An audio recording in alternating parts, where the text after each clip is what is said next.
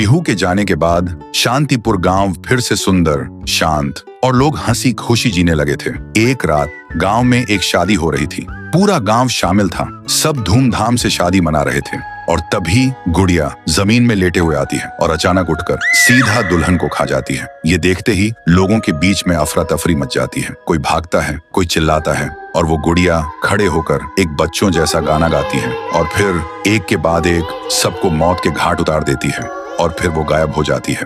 गांव फिर से कांप उठता है। सुबह सब लोग इकट्ठा होते हैं और कहते हैं वो भूखी लड़की वापस आ गई है। इस बार एक गुड़िया बनके लोग घुटनों के बल गिर जाते हैं और रो रो कर कहते हैं, हे भगवान हमें बचाओ। तभी गांव का मुखिया आता है और गुस्से में कहता है, चाहे वो कोई भी हो, है तो एक गुड़िया ही ना, आज रात मैं उसे खुद गांव से निकालूंगा। फिर रात के ठीक 2:30 बजे मुखिया अपने 2 चेलों के साथ गांव के बीच खड़ा होता है और फिर वही धुआं छा जाता है और वही आवाज,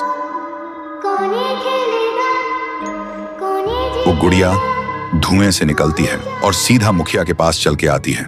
मुखिया कहता है, निकल जा मेरे गांव से, नहीं तो तुझे यहीं बिखरा दूंगा। गुड़िया हंसती है और कहती है, तेरे से पहले भी किसी ने ये सोचा था। और उसी पल वो गुड़िया बड़ी होने लगती है और अपनी पैर से तीनों को कुचल के मार डालती है।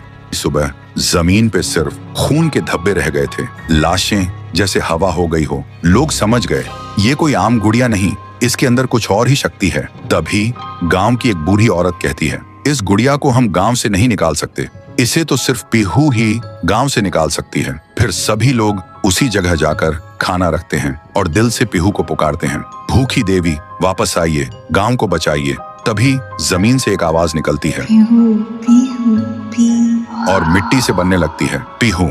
लोग चिल्लाकर कहते हैं, देवी हमें बचा लो।